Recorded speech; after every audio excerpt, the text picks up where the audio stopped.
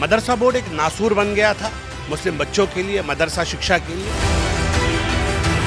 पाठ्यक्रम ही जिसका ऐसा था कि एक आम आदमी समझ ना पाए। दोम, शोम, तैतानिया, फौकानिया, पंजुम, मुंशी, मुअल्लिम। मुझे बताइए कि आज की डेट में इन डिग्रियों को कोई पूछ रहा है?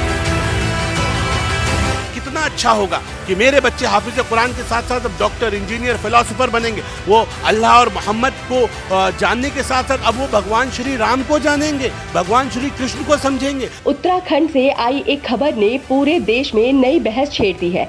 अब सवाल सिर्फ मदरसों का नहीं बल्कि शिक्षा के उस मॉडल का है जिसमें आने वाली पीढ़ियां तैयार होंगी।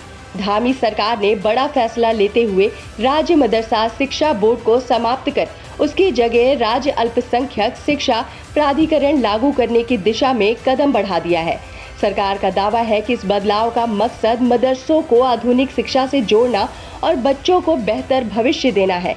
लेकिन इस फैसले ने राजनीतिक और सामाजिक बहस भी तेज कर दी है।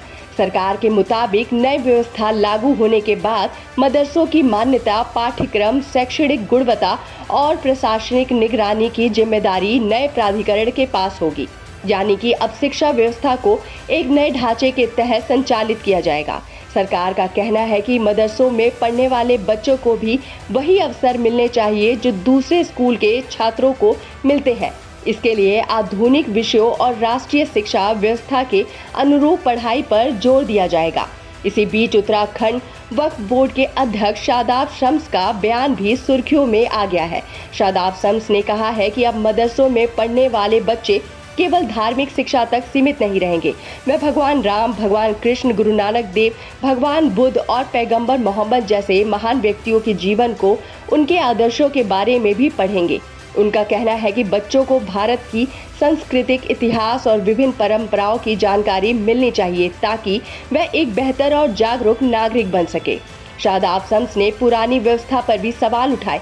उनका कहना है कि वर्षों से मदरसा बोर्ड की डिग्रियों का लाभ छात्रों को अपेक्षित रूप से नहीं मिल पा रहा था। कई छात्रों को आगे की पढ़ाई और रोजगार में कठिनाइयों का सामना करना पड़ता था। उनका दावा है कि नई व्यवस्था बच्चों के भविष्य के लिए अधिक उपयोगी साबित होगी और उन्हें मुख्य धारा की शिक्षा से जोड़ने में मदद करेगी।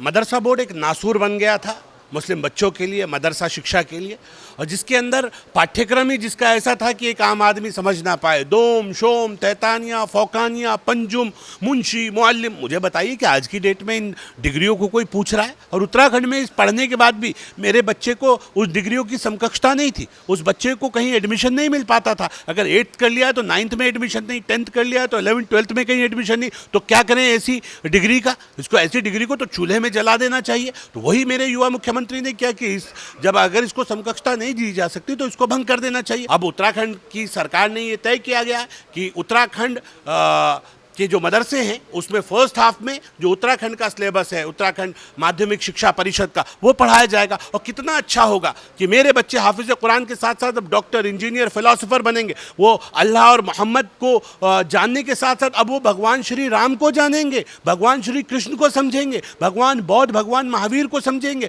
बाबा गुरु नानक देव को जानेंगे, और उनके साथ साथ वो डॉक्टर साहब बाबा भीमराव अंबेडकर को समझते हुए देश के संविधान को और संविधान की ताकत को समझेंगे। यानी कि जब पढ़ेगा भारत तो बढ़ेगा भारत। हालांकि सरकार के इस फैसले पर सवाल भी कम नहीं है। सबसे बड़ा सवाल यह है कि जो छात्र इस समय मदरसों में पढ़ रहे हैं उनका भविष्य किस तरह सुरक्षित किया जाएगा। क्या पहले जारी किए गए प्रमाण पत्र और डिग्रियां पहले की तरह मान्य रहेगी? क्या शिक्षकों की नियुक्ति और सेवा शर्तों में बदलाव होगा? और क्या सभी मदरसों के लिए नया पाठ्यक्रम एक साथ लागू किया जाएगा? इन मुद्दों पर विस्तृत जानकारी, दिशा निर्देश का इंतजार किया जा रहा है।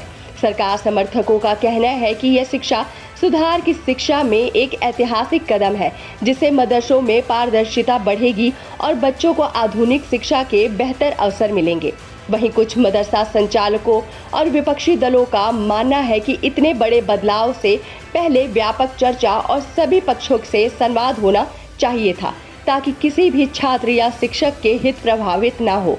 अब सबकी नज़र इस बात पर है कि नई व्यवस्था जमीन पर किस तरह लागू होती है। क्या यह फैसला वास्तव में मदरसा शिक्षा की तस्वीर बदल देगा? क्या इससे छात्रों को बेहतर शिक्षा और रोजगार के अवसर मिलेंगे, या फिर यह फैसला आने वाले दिनों में और बड़े राजनीतिक तथा कानूनी विवाद का कारण बनेगा।